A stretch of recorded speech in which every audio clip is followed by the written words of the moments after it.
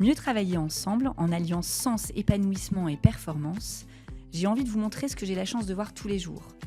Des personnes engagées, des initiatives créatives et surtout beaucoup d'envie de progresser vers une entreprise meilleure. Bonjour Thierry. Bonjour Amélie. J'ai la chance de t'accueillir pour ce podcast aujourd'hui. Est-ce que tu peux te présenter ? Oui, avec plaisir. Alors, que dire j'ai 58 ans, j'ai 2 grands-enfants, je suis passionné de montagne, d'œnologie, et puis assez curieux de nature. Mon parcours professionnel, il est relativement simple. J'ai travaillé toute ma carrière jusqu'à maintenant dans des groupes de grande consommation, les Unilever, Danone, Mars, ce type d'entreprise, d'abord en marketing, puis en commercial, et puis après un parcours en direction générale. Mais peut-être plus intéressant que le CV ou le parcours, c'est que je crois que du début à la fin, il y a eu une forme de cohérence, mais j'ai toujours cherché d'abord à des groupes qui me laissent de la liberté, de l'autonomie, la liberté de penser, d'agir, de décider, ce qui n'est pas toujours aussi facile. En tout cas, ça a vraiment drivé mes choix. J'aime bien, je suis curieux, j'aime pas la routine, donc il y a un besoin de renouveler sans cesse l'intérêt et le challenge. Et puis des groupes aussi qui ont des valeurs, qui pour moi étaient importantes. Alors, j'en ai peut-être pas conscience en début de carrière, mais après coup, je m'aperçois que C'est ça qui t'a drivé. Ouais. Ok, super. Et donc, on a eu la chance de se croiser parfois dans nos parcours professionnels, un peu de loin. Et puis, en faisant ce podcast, ton nom est ressorti. Tu m'as été recommandé par des personnes sur la thématique. Et c'est vrai que je me suis dit que moi, à l'époque, je t'ai vu vraiment fortement animer une grande équipe où on vivait sens, épanouissement et performance. Et donc, je me dis que c'était c'était une super idée de t'inviter à partager à la fois, toi, ton regard sur le sujet, parce que je pense que avant d'avoir des actes, je pense qu'on pose un regard, on a des convictions profondes.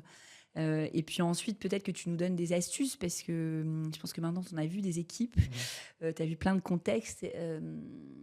Donc, peut-être qu'on pourrait commencer par... ça veut dire quoi pour toi, mieux travailler ensemble ? Alors d'abord, merci de m'inviter sur ce sujet, parce que ça fait vraiment partie de ces convictions managériales assez profondes, encore une fois, qui sont construites au fur et à mesure de mon parcours. Moi, je suis pas un manager seul. Enfin, le pouvoir m'intéresse pas, diriger m'intéresse pas, même décider, je devrais peut-être pas dire ça, mais m'intéresse pas. Vraiment, je prends mon plaisir et mon épanouissement personnel, et ça compte aussi, même quand on est dirigeant, dans le collectif. Voilà. D'accord. Alors, pour répondre à ta question, je pense que quand tu formules, tu dis c'est quoi le mieux travailler ensemble ? J'ai presque envie d'enlever le mieux, et déjà je voudrais travailler ensemble, qui n'est pas un acquis en fait. Oui. A priori, on se dit une entreprise, c'est un collectif, c'est une entité à vocation économique et sociale, c'est des hommes et des femmes, et que sont les hommes et les femmes, une entreprise c'est une coquille vide. Et pourtant, le nombre de fois où on se dit ces gens-là ne travaillent pas vraiment ensemble. Moi, je l'ai vu quasiment partout, dans toutes les cultures, dans toutes les entreprises. Donc, je pense que ça commence par là. Alors, ça veut dire quoi travailler ensemble ? Ou en tout cas, quelles seraient les conditions ? J'en suis venu après quelques années d'expérience à la conclusion que d'abord, c'est une affaire de vision, de but. Voilà, je pense que si on a le sentiment que le plus grand nombre dans ces équipes ou dans l'entreprise travaillent pour un même projet, ça aide quand même beaucoup. Okay. Et même si c'est un sujet sur lequel on a beaucoup lu, on a beaucoup écrit, la vision d'entreprise, le projet d'entreprise, peu importe la façon dont on le qualifie, il n'y a pas beaucoup d'entreprises où c'est une vraie réalité. Voilà, où on sait qu'on a un but, une vision, quelque chose à atteindre d'un peu plus haut que simplement des résultats de chiffre d'affaires ou des EBITDA. J'aime bien ce que tu dis, je t'interromps 2 secondes, parce qu'en fait, tu viens de dire un truc hyper intéressant. Oui, c'est très à la mode de parler de vision, de mission, etc. Mais en fait, des entreprises où on le vit vraiment, et où les gens qui sont à la tête d'équipe, quelle que soit leur place en management, qui l'animent au quotidien, on est d'accord que c'est pas si facile que ça à faire, et donc en réalité, il y en a pas tant que ça. Donc merci de le souligner, que ça paraît évident, mais c'est pas facile. L'erreur la plus classique, c'est que toutes les entreprises ont une vision, un projet. Vous allez sur le site internet, il y a toujours quelques lignes pour décrire ça. Le plus important, c'est de le partager, c'est d'impliquer, c'est de rendre les gens acteurs de cette vision. Moi, je sais que, à titre d'exemple, quand j'ai pris la direction générale au niveau européen de Suntory Orangina, il fallait un peu repartir à zéro. L'entreprise avait changé d'actionnaire. Il fallait un petit peu... Et donc, on m'a demandé quelle était ma vision dès le premier jour. Et j'ai dit, j'en ai pas. ça a choqué tous les collaborateurs qui disent ils ont embauché un patron qui ne sait pas où il va. Et j'ai dit, en fait, les 3 prochains mois, on va se rassembler à 70. Donc, ce n'est pas uniquement le comité de direction, c'était le comité de direction, le niveau de management aussi en dessous, plus un certain nombre d'un petit groupe de personnes qu'on avait appelés les mercenaires, qui étaient des gens de tous âges, de toutes fonctions, mais qui étaient surtout des gens qui n'avaient pas leur langue dans leur poche et qui étaient capables de dire les choses. Et donc, on s'est réunis un certain nombre de fois, à 70, pour construire la vision de l'entreprise à 5 ou 6 ans. Bon, ça a été la clé. C'est-à-dire qu'après, une fois que vous avez fait ça, je veux dire, tout est gagné. C'est-à-dire que les gens, ils ont contribué à écrire la vision. Ils en sont, dès le départ, les fondateurs, les garants. Et puis derrière, le travail ensemble est beaucoup plus facile quand même. D'accord. Donc, première clé, le projet. Le projet partagé, co-construit. Ouais, Oui, c'est ok. clair. Donc, toi, tu es ton point de départ. Ça, c'est le point de départ. Ouais, j'imagine qu'il n'y a pas que ça. Non, il n'y a pas que ça. La deuxième chose, c'est qu'il faut quand même très concrètement aussi organiser l'entreprise pour favoriser ce collectif. Je vais donner 2 exemples très différents. Toujours chez Orangina, quand je suis arrivé, on était dans un immeuble à Levallois-Perret, immeuble très classique, 6 étages, que des bureaux fermés. Et puis, le premier étage, c'est le commercial, le deuxième, c'est le marketing, le troisième, c'est les R&D. Voilà, très Cloisonné. Très cloisonné. Et au bout de 3 semaines, un mois, je me suis dit, mais on va très, très vite déménager. On va aller dans un immeuble pas très loin, dans un immense open space, et qu'on va organiser et penser pour favoriser le travail collectif. Alors, ça va au-delà de simplement de faire casser des parois ou des bureaux. C'est qu'on a demandé à tous les collaborateurs, il y avait 300 personnes au siège quand même, à côté de qui ils aimeraient travailler. Et ça, c'était assez original. Et tout le monde était... La première réponse, c'était à côté de mes collègues. Non, pensez à votre travail au quotidien. Et il en est ressorti des choses étonnantes a priori, mais finalement assez évidentes. Un contrôleur de gestion marketing vous dit, moi, j'ai plus d'intérêt à être à côté du chef de produit qu'à côté de mon chef. Celui qui fait les prévisions de vente vous dit, moi, je préférais être assis à côté du compte clé parce qu'au quotidien, c'est avec lui que j'ai le plus d'interaction. Voilà, etc., etc. Et on a composé les plans des bureaux en fonction de ça. Inutile de dire que forcément, quelques mois après, on a vu des changements formidables, drastiques, presque magiques sur la capacité à connecter, à travailler ensemble et faire travailler ensemble des gens pas des mêmes fonctions, mais qui avaient vraiment un intérêt commun au quotidien. Ah, c'est génial, j'ai jamais entendu ça. Super.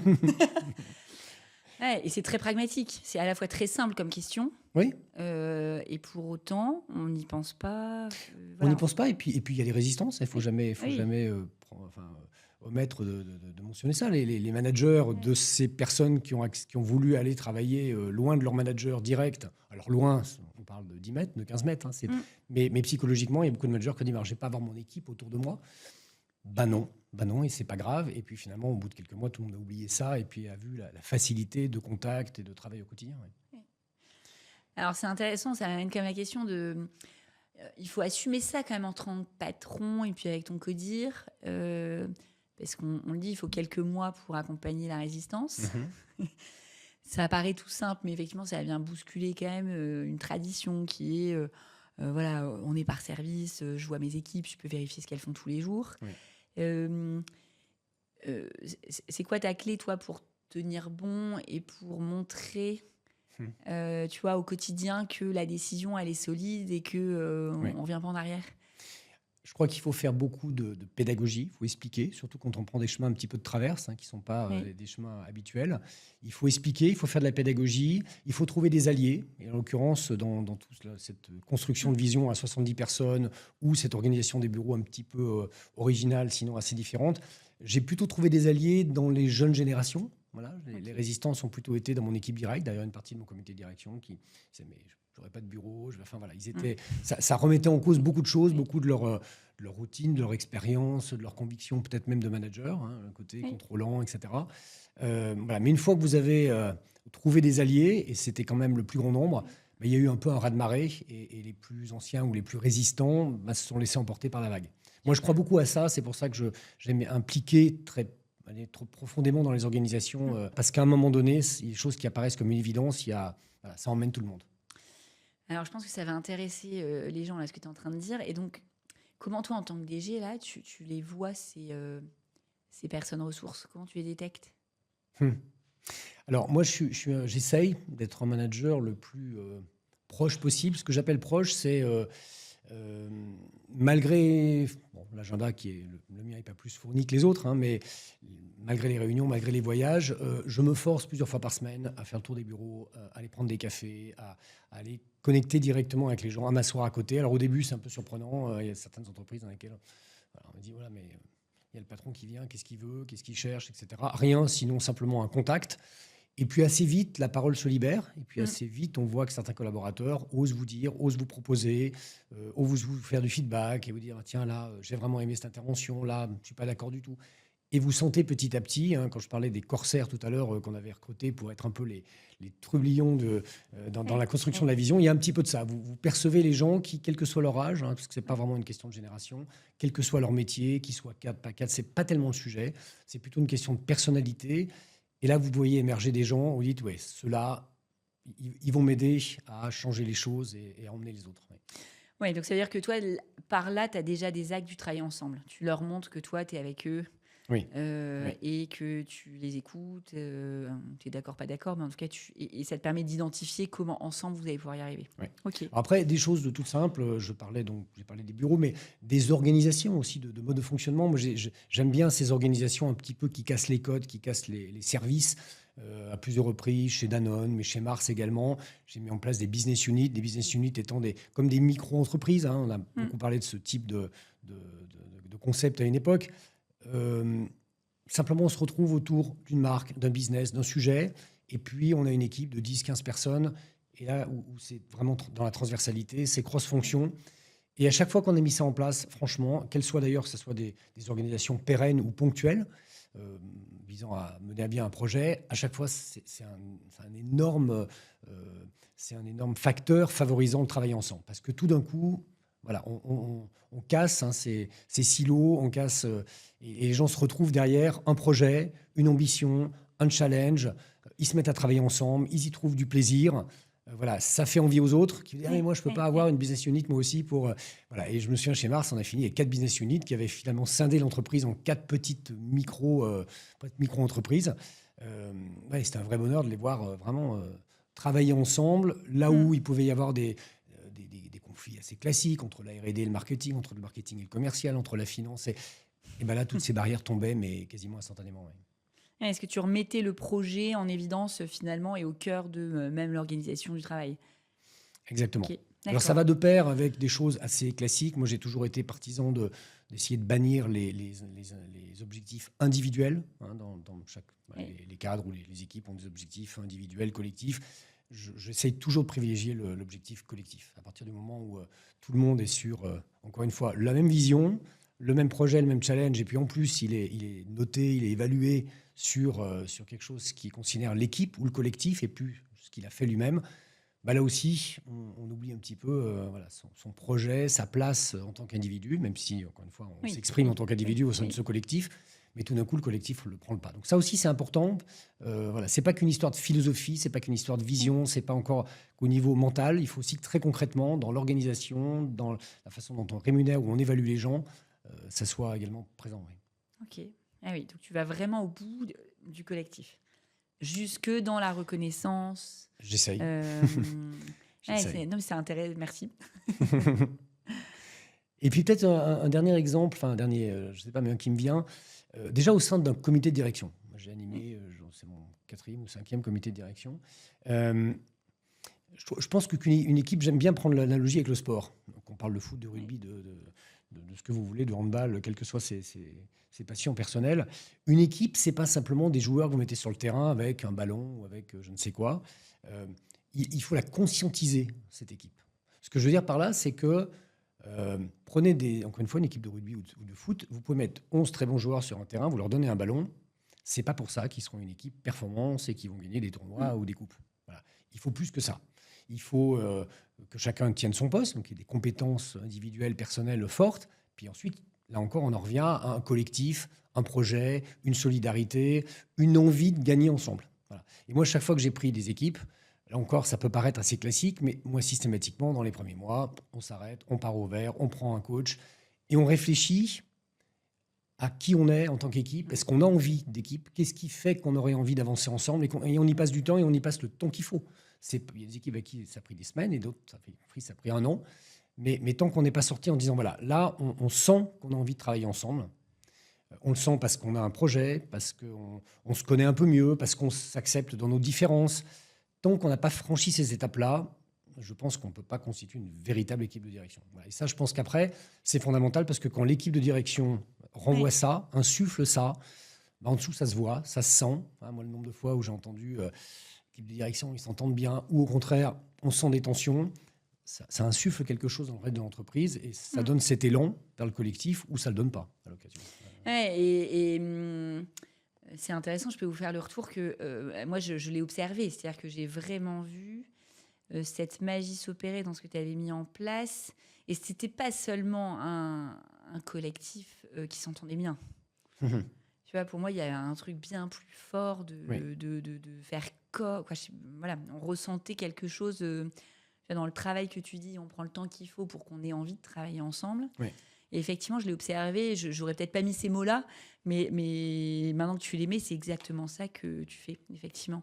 Et ça dégage une énergie de dingue qui fait qu'en dessous, les gens, ils avaient envie de suivre. Ouais. Et puis, quel plaisir. Alors là, encore une fois, je parle de mon plaisir personnel, si je puis dire, mais quelle satisfaction d'atteindre des objectifs, quels qu'ils soient. La plupart du temps, il y a quand même une dimension économique, hein, de croissance, de gain de part de marché, de ce que vous voulez. Mais quel plaisir de le faire ensemble. Et dans le cas que tu mentionnes, de l'U, mais j'aurais quelques exemples aussi. On se retourne au bout de quelques années, on se dit waouh, qu'est-ce qu'on a fait ensemble. Il est évident qu'on n'aurait pas réussi sans ce collectif fort et sans cet élan. Oui, c'est ça. Alors, j'aime bien que tu ramènes la dimension économique parce que parfois, sur le sujet de ce podcast qui est le travailler ensemble, il y a quand même une dimension économique. Et donc, dans le projet, il y a la dimension économique, on est bien d'accord. Elle est centrale. Heureusement ou malheureusement, c'est quand même la vocation d'une entreprise que d'être en croissance, que d'être rentable, que d'assurer sa pérennité et son développement. Donc, voilà, sans cynisme aucun, je pense qu'il faut se dire que ce qu'on fait a cette vocation-là. Oui, à cette vocation économique, donc ça fait partie du projet. Ok. Et c'est intéressant, là, dans ce temps d'entreprise à mission où les gens recherchent du sens. Comment tu fais, toi, pour concilier ce projet à visée économique, hein, puisque c'est un fait dans l'entreprise. Est-ce que c'est ça le projet ou est-ce que toi, tu mets une dimension autre qui fait que ça participe à la magie? J'essaie d'y mettre une dimension autre. Pourquoi je ne peux qu'adhérer à ce mouvement d'entreprise à mission, d'entreprise bicorp, d'entreprise en tout cas qui prennent en considération autre chose que simplement leur vocation économique, qui regardent le monde autour d'eux ou autour d'elles et qui en prennent à ce point, enfin qu'ils prennent suffisamment en considération pour l'inscrire dans des statuts ou dans un projet ou dans une vision. Et en même temps, j'ai eu beaucoup de désillusions parce que j'ai vu à quel point beaucoup de groupes, que ce soit ceux dans lesquels j'ai travaillé ou d'autres, il n'y a pas toujours, on va dire, autant de sincérité qu'on pourrait le penser. Et les collaborateurs ne sont pas dupes. Voilà. Ils savent bien que parfois, c'est une posture, que parfois, c'est un peu obligatoire dans le monde d'aujourd'hui. Voilà. Donc, je pense que la vision, ce qu'on est en train de se dire, ça y participe, mais je pense qu'il faut une vision qui soit beaucoup plus proche des gens. Voilà. Quelque chose qui soit aussi dans une vision à 3 ans, dans qu'est-ce qu'on a envie de changer dans l'entreprise dans laquelle on travaille. Qu'est-ce qui va bien, qu'est-ce qui ne va pas bien? Est-ce qu'on a envie de changer de métier? Est-ce qu'on a envie d'être encore plus fort dans le métier qu'on fait depuis des années? Est-ce qu'on a envie de s'internationaliser parce qu'on est trop local? Enfin, voilà, on peut multiplier les problématiques, mais quelque chose qui soit à portée de main. Voilà. Quand on est dans une vision qui est trop lointaine, qui est trop haute, c'est inspirant intellectuellement. Et puis quand je reviens tous les matins à mon bureau, en quoi je suis acteur? Parce que je crois que c'est ça un mot fondamental, c'est une vision, c'est bien, et ce que se demande chaque personne, chaque collaborateur dans l'entreprise, c'est en quoi je suis acteur. C'est quoi mon rôle? Voilà. Si c'est une vision un peu trop haute, ça fait rêver, puis assez vite, bon, alors maintenant, au boulot, et voilà. Donc je veux vraiment une vision qui soit palpable et des choses qui soient dans lesquelles les gens sont pragmatiques et ont envie de s'impliquer. Ouais. Ok. Ouais, très bien. Merci de la réponse, que je trouve que c'est un sujet à la fois passionnant et en même temps qui crée beaucoup de désillusions. Donc je trouve ça intéressant de le poser en disant, et concrètement, toi, quand il y es, qu'est-ce que tu envoies et qu'est-ce que ça donne? Et donc, c'est oui sur l'entreprise à mission, mais finalement, on peut réfléchir à son impact en restant très proche du terrain et du métier. Oui, je crois. En tout cas. Très bien. Alors, tout à l'heure, je t'ai coupé parce que tu étais parti sur... tu nous avais dit qu'il y avait le projet collectif. Oui. Tu nous as parlé de l'organisation du travail. et notamment spatiale. Oui, tout à fait. Tout à fait. Est-ce qu'il y avait d'autres points pour toi qui sont importants dans le travail ensemble? Je crois qu'il faut, là aussi, et je crois beaucoup à la politique des petits pas. Quand je disais que le collectif, le travail ensemble n'est pas une évidence dans l'entreprise, il l'est conceptuellement, et puis au quotidien, le nombre de fois où dans les entreprises, on voit du travail en silo, on voit des gens très individualistes, des gens qui pensent à eux ou à leur fonction ou à leur carrière. Ou, voilà. Et ça, c'est humain, donc il ne faut pas le nier. Il faut se dire, il y a une partie des gens qui ne sont pas dans le collectif, qui sont dans une forme d'individualisme, qui vont penser avant tout à eux, à leur réussite. C'est pas forcément, je veux dire, parfois ça peut être aussi se protéger simplement, voilà, par peur. Et donc, il faut faire de la pédagogie, il faut faire tout ce qu'on peut pour favoriser ce travail collectif. Et puis ensuite, il faut célébrer chaque petite victoire, j'allais dire, et montrer en quoi, à plusieurs, on est plus intelligent, à plusieurs, on est plus fort. Là encore, quand je le dis, je me dis, quelle banalité.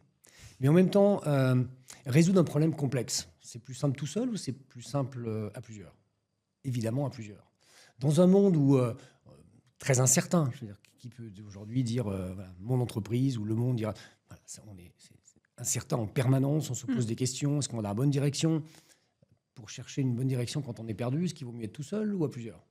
Évidemment à plusieurs. On pourrait multiplier ce type de situation où si vous mettez un individu et dites tu vas faire ça tout seul toi? Ah non, ça va être dur tout seul. Voilà. Et voilà. Donc je pense que faire de la pédagogie et puis, encore une fois que le projet est passé, de se dire, un des facteurs clés de la réussite, c'est quand même été de le faire à deux, à trois, ou de l'avoir fait de façon cross-fonctionnelle. Voilà. Donc je crois beaucoup à ça parce que les gens sont intelligents. Enfin, il faut croire en l'intelligence humaine et les gens apprennent, les gens comprennent. Et puis ensuite, après, ça devient de plus en plus facile. Est-ce que ce que tu me dis, c'est que c'est un leitmotiv tellement fort chez toi que finalement, toi, tu l'expliques avant et tu dis, bah voilà, on a ce sujet-là devant nous, on va le faire ensemble. Donc, on va constituer une équipe qui va le faire. J'explique avant, pendant et après, en fait. Oui, c'est ça. Ouais. Mais donc, c'est la vraie définition de l'animation ou du management, quelque part. Mais ça te demande une forte présence à l'endroit des projets. Comment tu fais pour choisir? Parce que, bon, voilà, tu restes avec un emploi du temps comme tout le monde. Et donc, tu choisis quelques projets clés, tu choisis tes combats, tu essaies d'aller distiller un peu partout. Comment tu t'y prends? Je ne sais pas si j'aurais répondu à cette question parce qu'il y a un petit peu de tout ça. C'est-à-dire que de temps en temps, je parviens à faire des choix, effectivement, sur un certain nombre de projets. Et puis, j'aime bien aussi distiller un peu partout. Parce que je crois beaucoup, je parlais tout à l'heure, je crois que j'ai employé le mot de raz-de-marée. Je veux dire, il n'est peut-être pas si fort que ça. Ça ressemble un peu à ça. Il y a des entreprises comme chez Mars, j'ai vraiment le souvenir, à un moment donné, d'une entreprise en difficulté au départ, on s'est repensé, on a repensé nos organisations, on a repensé notre vision, et puis on a commencé dès la première année à avoir des bons résultats, et puis non seulement on a célébré ces résultats, mais on s'est posé la question de comment on avait atteint ces résultats, et puis alors après, mais ça a été un effet boule de neige absolument incroyable, parce que tout le monde s'est rendu compte à quel point c'est parce que tout le monde allait dans le même sens, ou pratiquement tout le monde, que ça avançait et que ça avançait si vite. Alors ça me fait penser à quelque chose, c'est que il ne faut pas aussi négliger le fait qu'il y a des gens qui rentreront jamais dans cette aventure collective. Parmi les limites que j'ai vues à ce projet de travailler ensemble, il y a aussi des individus, et là encore c'est indépendant de l'âge, du niveau hiérarchique ou de la fonction, il y a des gens qui n'ont pas envie de ça. Il y a même des cultures dans lesquelles je travaille pour des entreprises japonaises ou américaines. On voit bien que dans ce type d'entreprise, le Japon, c'est le chantre et c'est le règne du collectif. Et puis l'Amérique est quand même un petit peu aux antipodes de ça. Mais même au-delà de ces différences culturelles-là, il y a des gens qui n'ont pas envie du collectif, qui pensent à eux. C'est comme ça. Et je pense que là, il m'est arrivé aussi de changer tout simplement des gens. Voilà, tout simplement. Je pense qu'il ne faut pas hésiter. C'est-à-dire qu'à un moment donné, quand vous dites cette personne-là, ça ne le fera pas. Et encore une fois, quel que soit le niveau, parce qu'on va buter contre son désir ou son non-désir de collectif, il ne faut pas hésiter à un moment donné à s'en séparer et de bien expliquer les choses. Voilà, dire c'est pas un problème de compétence, c'est pas un problème d'entente, c'est un problème. On a un projet collectif et on a envie que le plus grand nombre soit dans cette mentalité, dans ce mindset, dans ce mouvement-là. Voilà, je pense qu'il ne faut pas hésiter à aller jusque-là à certains moments. Ok. Ouais, donc j'aime bien il y en a qui utilisent ce mot de radicalité, mais oui, tu as une radicalité d'un sujet qui t'est vraiment très fort, qui est on est là pour un projet collectif. Oui. Et donc derrière, tu le réfléchis, tu l'animes, tu choisis les gens pour. Et à quoi tu vois que les gens ils jouent collectif ou pas? Ah, finalement, le verbal, le non-verbal, que ce soit en réunion, que ce soit dans leur comportement ou leurs attitudes au quotidien, ça se voit assez vite, en fait. Ouais, tu Euh, observes. Au-delà des personnalités, des façons de dire ou de faire, on voit assez vite ceux qui jouent l'équipe, qui sont dans le projet. Encore une fois, sans mièvrerie. Hein. Encore une fois, le monde de l'entreprise, c'est aussi un monde où il y a des gens qui ont des ambitions, qui ont envie de progresser. Donc, il ne faut pas nier ça. La progression individuelle, l'ambition individuelle n'est pas contradictoire avec le projet collectif. Oui. Il y en a qui vont simplement comprendre que pour bien avancer, quand on est dans ce type d'entreprise et qui a pris ce chemin-là, jouer l'équipe, mais y compris initier, diriger, manager, impulser au sein de l'équipe ou pour l'équipe, c'est ça qui va être valorisé. Voilà. Mais je n'oppose pas ambition individuelle, surtout pas, à Oui. projet collectif. Mais je trouve qu'en tout cas, pour répondre à ta question, ça se voit assez vite. Et puis ça s'entend aussi, c'est-à-dire que voilà, assez vite, lui il joue le jeu, puis lui il joue pas le jeu. Voilà. Donc Oui, donc tu mets une grande attention quand même à cet endroit-là. Parce que je me mets tu vois, moi, j'entends beaucoup de choses ou de gens pour qui c'est plus difficile. Mais ce que j'entends, c'est que toi, tu mets quand même beaucoup d'attention là, en tant que DG. Oui, parce que je crois que depuis quelques années que je travaille, j'ai l'impression que c'est une clé. Enfin, je sais pas si c'est une recette miracle, mais je veux dire, je vois bien ce que ça a pu produire. Oui. Je dis pas qu'il n'y a pas d'autres modèles, mais en tout cas, moi, dans les entreprises dans lesquelles je suis passé, soit culturellement, c'était déjà un peu là, et je l'ai cultivé, Oui. soit je l'ai impulsé. Mais dans tous les cas, j'ai vu les résultats que ça donnait. Donc, effectivement, maintenant, ça fait partie d'une croyance très viscérale, presque, fondamentale. Et j'y consacre du temps, de l'énergie ou de l'intelligence, on va Oui. dire, Oui. parce que je crois que c'est fondamental. C'est fondamental. Oui. Et j'aime beaucoup ce que tu dis parce que j'entends à la fois l'intention et comment tu te donnes les moyens de le vivre. C'est-à-dire Oui. que concrètement, dans ton emploi du temps, j'entends qu'il y a des moments dédiés à observer les gens, à les regarder, à les écouter, à célébrer, à réfléchir, etc. Mais c'est des moments ensemble. Et donc, Oui. À la rigueur, quel que soit son regard sur comment faire avancer une aventure, je Mhm. trouve que c'est la cohérence avec laquelle tu l'amènes là Ouais. que je trouve intéressante pour les gens qui nous écoutent.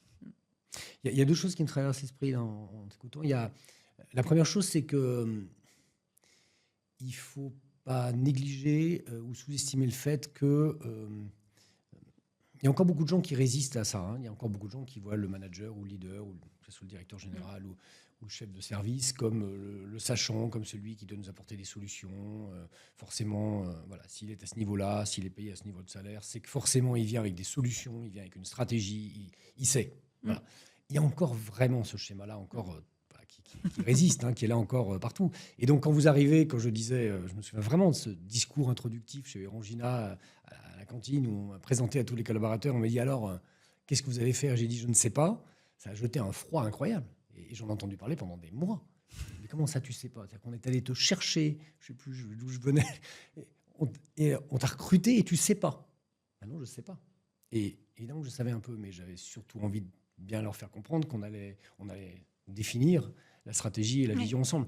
Ça, voilà, il faut être capable de résister à ça parce que d'abord, ça vient pas tout de suite. Hein. Ça peut prendre des semaines, ça peut prendre des mois, ça peut prendre 1 an, 18 mois. Je veux dire, voilà, selon la culture de l'entreprise, le niveau d'où on part, dans cette culture du collectif, ça peut être long et il faut accepter que ça soit long. Et dans ces cas-là, vous êtes sur la sellette. Hein. Dans ces cas-là, on vous dit alors, quand est-ce que ça arrive? Voilà, donc il faut résister aussi à cette tentation de dire bon, maintenant je vais prendre des chemins plus radicaux, plus rapides. Enfin, en tout cas, moi, j'essaye de résister à ça. Ouais, et c'est ça. Ça m'appelle deux questions-remarques. Mais la première, c'est quand tu me dis ça, je ne peux que souligner, en tout cas à cet endroit-là, dans ce que tu dis, la force intérieure. Tu vois, il faut quand même une assise pour résister à ça. C'est-à-dire que oui, sans doute. c'est pas si facile que ça d'arriver et de se dire bon, j'ai beau savoir un peu quand même si tu savais dans les grandes lignes. Oui. Déjà, non, j'assume que moi j'ai envie de construire et donc je vais pas leur dire, mais c'est parfois plus facile de dire bah, on va aller là pour se faire le costume de DG. D'autant plus que les gens sont en attente de ça la plupart du temps. Oui.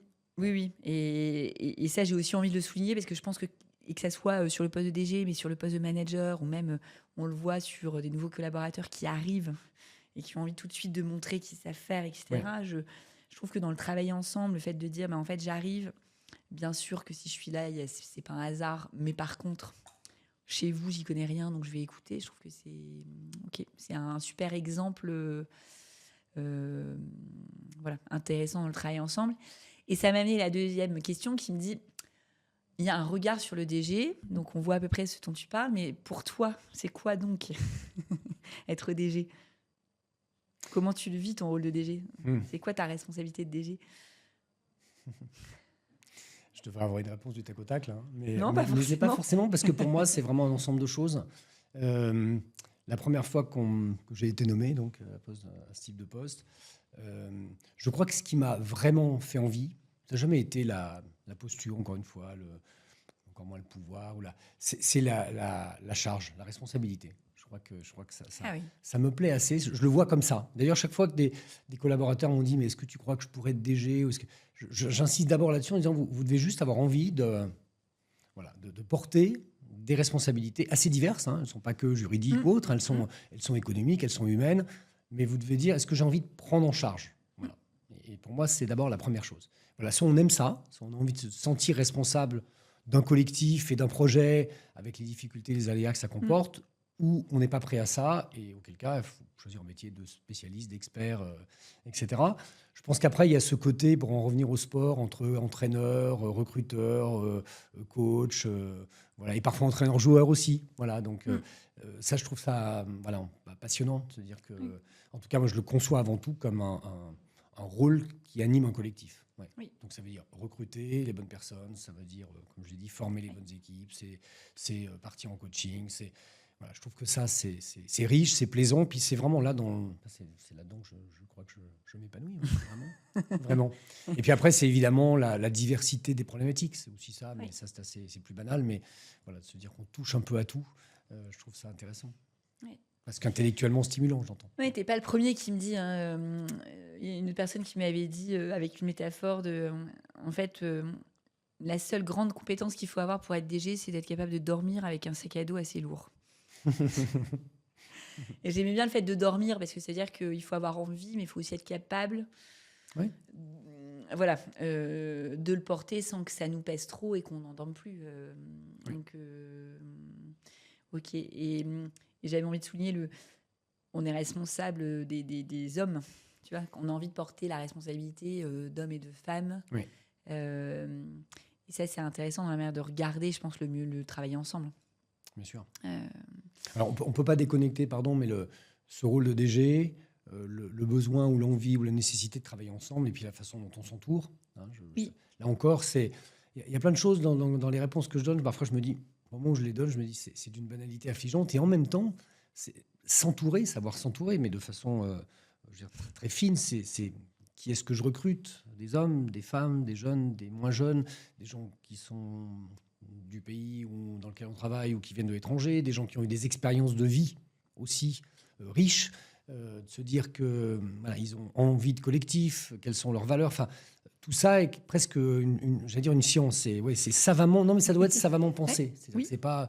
Je cherche un directeur commercial ou un directeur financier. J'ai besoin de tel profil à tel moment de l'histoire de l'entreprise et dans le projet collectif que j'ai. C'est ce qu'il y a de plus difficile. Mais alors, quand on réussit, là aussi, c'est une satisfaction énorme, parce qu'on se dit, voilà, j'ai créé savamment le collectif, une alchimie qui fait que ça fonctionne bien. Voilà, ça, c'est à la fois satisfaisant, et puis là encore, c'est une clé de succès. Hein, alors, pour ceux qui ne voient pas Thierry, à ce moment-là, il y a quand même des yeux qui brillent. Et là-dessus, tu pourrais nous raconter peut-être une ou deux anecdotes qui te reviendraient à l'esprit, peut-être de manière un peu différente, ou qui ont pu interpeller d'autres personnes sur ta manière de t'entourer. Oui. Moi, je vais commencer par une histoire personnelle. Quand je suis parti, j'ai quitté après 12 ou 13 ans Unilever pour partir chez Danone. Je suis passé du marketing au commercial, d'une entreprise anglaise à une entreprise française, d'une entreprise qui faisait des lessives, des détergents, à du yaourt et des biscuits. Alors, moi, je considère avec le recul que tout ça n'est pas très différent. Voilà. Mais à l'époque, pour des recruteurs et pour des entreprises, oulala. Voilà. Et donc, je me souviens très bien que la chasseuse de tête qui m'a fait passer d'Unilever à Danone m'a rencontré et puis m'a dit « Vous n'êtes pas du tout dans le brief. » Mais là, pas du tout. Il cherche quelqu'un qui a 20 ans de commercial. Enfin bref, il y avait toute une... Et vous n'êtes pas du tout dans le brief. mais vous savez quoi, je crois que vous êtes la bonne personne pour... C'était une création de poste, en l'occurrence.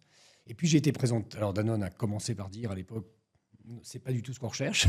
Puis, on se trouve, pour faire un court, on s'est rencontrés, on ne sait plus. J'ai plutôt, a priori, pas trop mal réussi à ce poste-là. Et puis, Danone a eu l'ouverture, à l'époque, de dire, bon, j'avais un brief, mais finalement, j'ai écouté aussi... Et ce qui m'en est resté, c'est que voilà, il faut aussi savoir sortir du cadre et qu'à certains moments, quand on écrit la fiche de poste, hein, quelque part, se dire qu'est-ce qui est vraiment important. Voilà. Il y a des choses qui s'apprennent, il y a des choses qui ne s'apprennent pas. Il y a des postures, il y a des valeurs, il y a des choses qui sont fondamentales, qui font partie de chacun d'entre nous, et c'est ça qu'il faut aller chercher. Moi, j'ai un critère assez simple. C'est un peu dur, hein, mais c'est quand je suis en entretien, au bout de 10 minutes, je sais si je vais m'ennuyer et que j'ai surtout envie d'arrêter cet entretien, ou si ça pourrait durer 2 heures. Et il y a des candidats, des fois je me dis, ça dure 1h30, j'aurais envie que ça dure encore une demi-heure. J'ai pas tout à fait tout vérifié des compétences techniques, mais lui ou elle, j'ai vraiment envie de bosser avec elle. Et en général, en passant au crible de ce filtre-là, je me suis rarement trompé, parce que finalement, je me dis après, OK, il n'a peut-être pas fait exactement tout ce que je voulais dans sa vie ou sa carrière, mais c'est pas très grave, parce que c'est une personne intéressante, parce que j'ai une connexion, et je me dis, j'ai envie de travailler avec elle. Et la plupart du temps, parce que c'est pas une science exacte, je me suis pas trop trompé. Ouais. Ok. Ouais, donc sur l'envie de travailler ensemble. Sur l'envie de travailler ensemble, et puis sur qui est la personne, et voilà, et encore une fois, au-delà de ce qu'elle sait faire, ce qu'elle a appris à faire. D'accord. Ouais. Ouais, donc tu vois, en fait, on revient à une cohérence sur, comme toi, si tu veux des gens avec qui tu as envie de travailler, forcément, tu recrutes des gens avec qui tu as envie de travailler. Ok. Ouais. Et tu as recruté parfois des profils complètement atypiques? Oui, je suis allé... Alors, des profils totalement atypiques, oui, ça m'est arrivé quelquefois, des gens qui venaient pas du tout du même secteur, qui... au-delà alors, ça peut aussi être des recrutements internes, passer des gens de certaines fonctions à d'autres, parce qu'ils en ont envie. Par exemple, vous voyez, je citais tout à l'heure le projet de déménagement chez Orangina, qui était un gros déménagement, parce que 300 personnes, et puis vraiment, on cassait tout. Hein. Et j'avais personne pour m'occuper de ça. Et un jour, en discutant dans les couloirs, je diffusais l'information. On va déménager. Je veux un projet atypique. Je veux le prendre différemment. Et il y a une jeune juriste qui vient et qui me dit, Thierry, elle a dû m'appeler monsieur à l'époque, parce que voilà, est-ce que je peux vous voir, et j'aurais très, très, très envie de travailler sur ce projet. Et là, je me suis dit, alors, elle est juriste, spécialisée dans les questions, je crois, commerciales. Mais on a pris un café, et puis au bout d'une demi-heure, je fais, tu vas arrêter ton job pendant 6 mois, 9 en l'occurrence, et puis tu vas gérer ce projet-là. Et tout le monde m'a dit, mais elle n'a pas le profil. Non, elle n'a pas le profil, elle a juste une énorme envie. Elle a géré ce projet de façon absolument fantastique. Puis après, elle a fait autre chose que du juridique, d'ailleurs. D'accord. Donc voilà, donc ça, j'aime bien ce genre d'histoire, parce qu'il faut sortir les gens de leur case, des schémas préconçus, puis on voit bien qu'à certains moments, l'envie, la motivation, ça aide à dépasser des montagnes. Oui. Ouais, super exemple, parce que c'est vrai que là, on est très, très éloigné des compétences. Fonctionnelles ou évidentes. Et puis, oui, puis même toi, de t'entourer de quelqu'un qui était quand même très loin de ton niveau hiérarchique sur ce projet-là, qui était quand même un enjeu strat. Oui, je pense que j'ai une femme devait avoir 26, 27 ans, je sais pas, 28 grand maximum. Et, voilà, bon. Ok. Et donc, et est-ce que ça t'est arrivé? C'est-à-dire que... tu vois, on voit en ce moment des codires ou des équipes qui sont malmenées. Est-ce qu'il faut changer ces équipes en fonction des enjeux? Ou est-ce que pour toi, à partir du moment où tu as vu qu'on faisait corps, globalement, on pouvait quand même traverser beaucoup d'aventures ensemble? J'aurais pas une réponse tranchée. Je pense que ça dépend des situations. Mais je pense que, oui, on est parfois amené à changer une partie de l'équipe. Et ce n'est pas une question de compétence. C'est même parfois une question de valeur. C'est les bonnes personnes dans le bon projet au bon moment. Ouais, c'est vrai.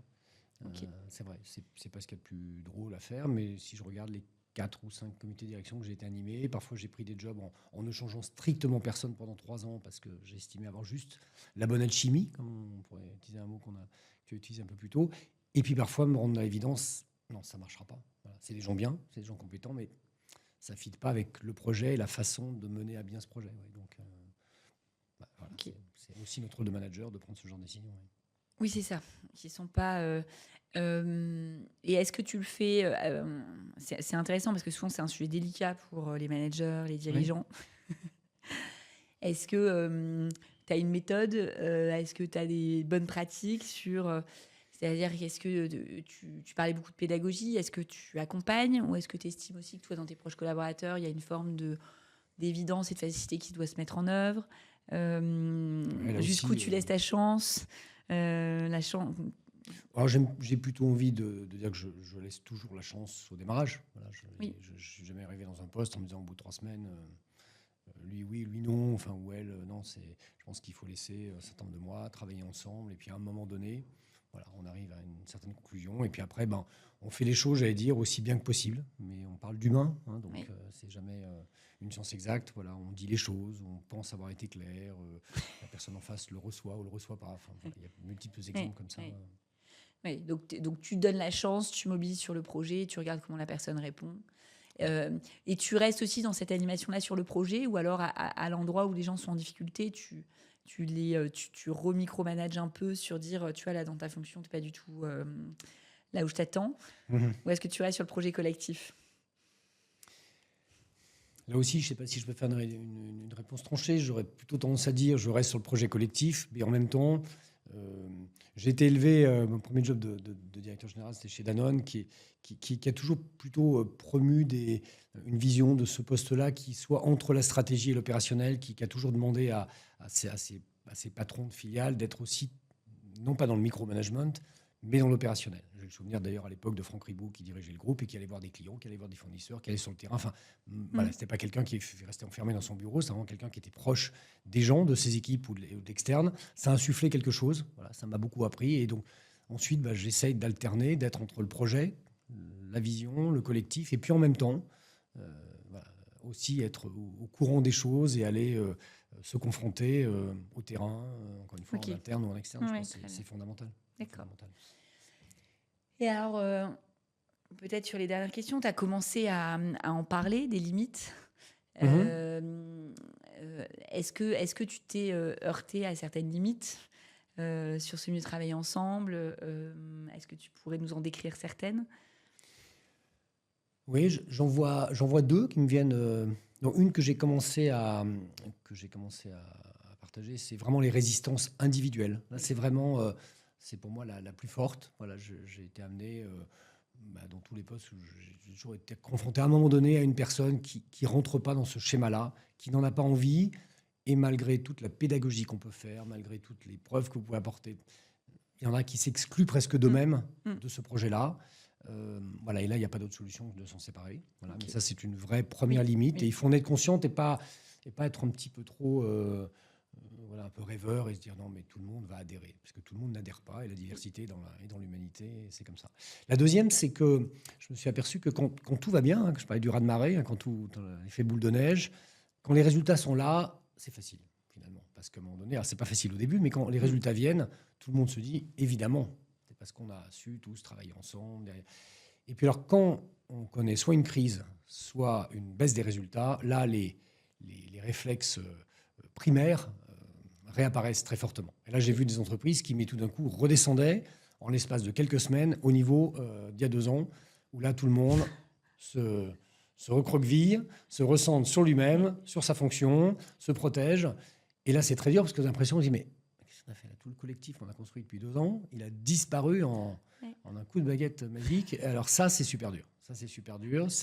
La première fois, c'était une grosse désillusion. Je me suis dit, en fait, j'ai rien construit de vraiment solide parce que tout disparaît. Mais il faut aussi comprendre l'humain qui est que face à une grosse difficulté, là, je parle une fois d'une grosse crise, voilà, qu'elle soit économique et qu'elle soit sociale ou autre. Là, tout d'un coup, tout le monde... Alors là, il faut repartir à l'attaque. Ça repart assez vite, finalement. C'est là qu'on s'aperçoit que ce qu'on a construit avant n'était pas totalement inutile. Mais c'est que, là encore, je pose des questions toutes simples. C'est face à la difficulté, vous voyez qu'on chacun va s'en sortir individuellement tout seul.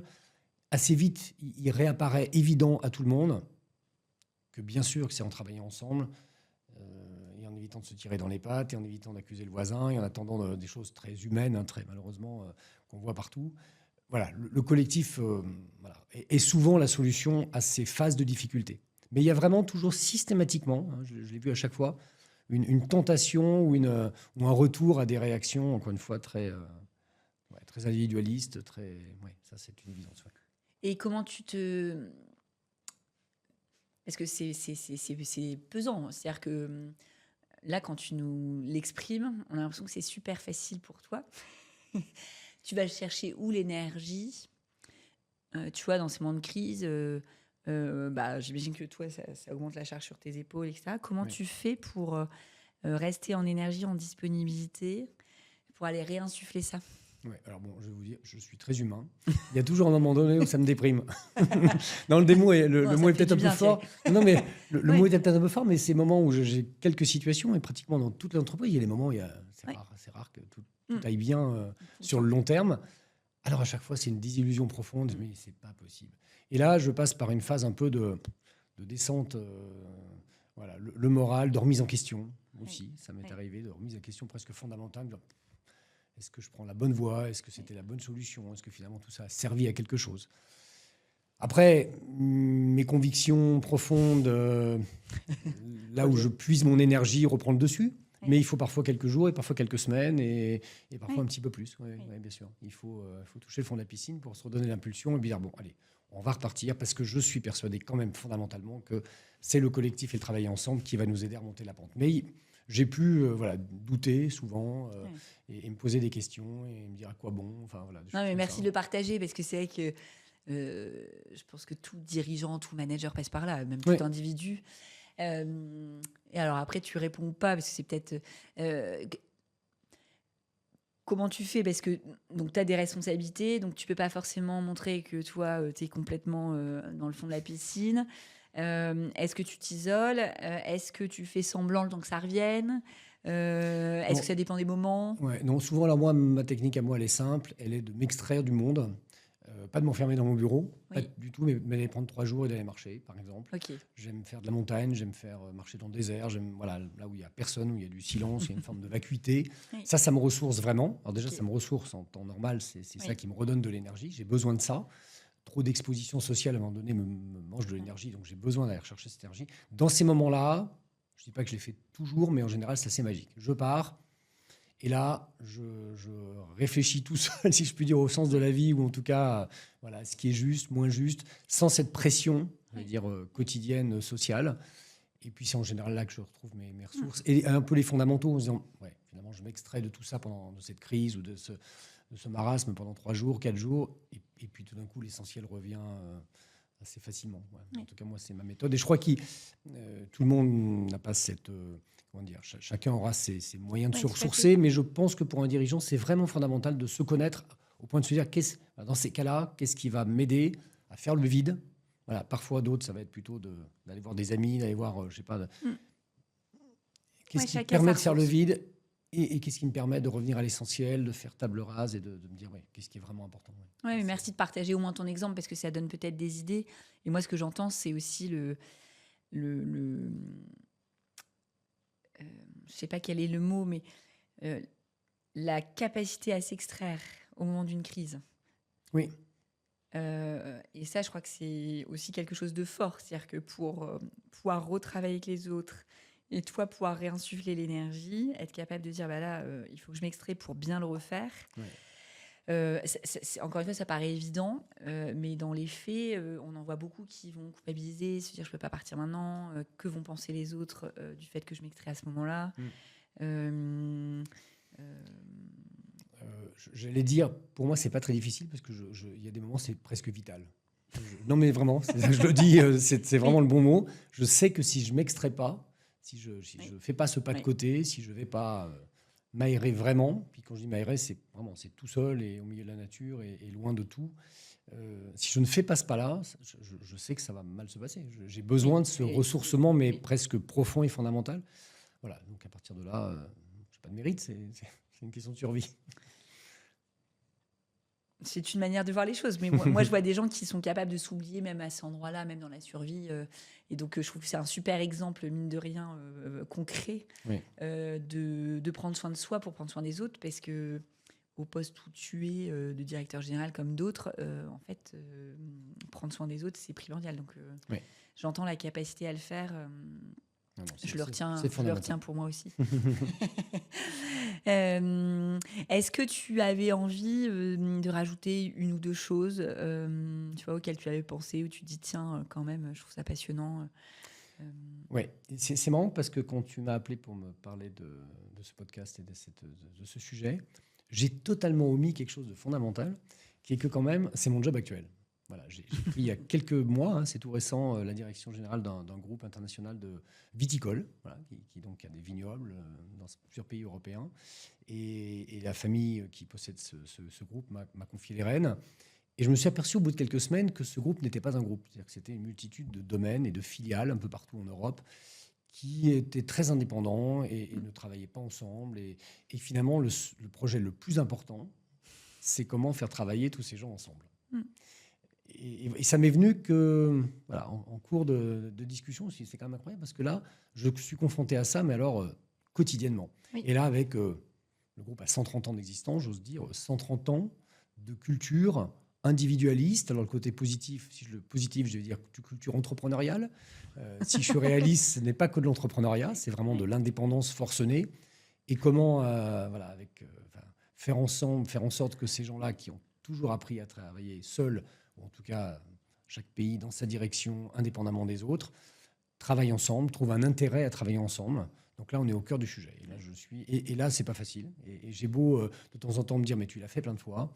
Bon, c'est pas pour ça que c'est plus facile, parce que chaque entreprise, chaque culture, chaque situation est à nouveau différente. C'est une sorte de recommencement. Oui. Et là, je me repose des questions fondamentales. C'est comment je fais. J'ai des petites recettes et en même temps, c'est presque comme si je repartais de zéro. Ah, merci pour ce partage, parce que c'est vrai que c'est intéressant de se dire qu'on a beau avoir des recettes, à chaque fois, c'est une aventure. Oui, c'est une aventure et une remise en question. Et de temps en temps, je me dis, est-ce que je vais vraiment y arriver? Et voilà, c'est comme si le fait d'avoir déjà réussi ailleurs, oui, c'est un petit peu une inspiration. Et en même temps, ça ne présage pas de la capacité à en faire un succès la prochaine fois. Donc, oui.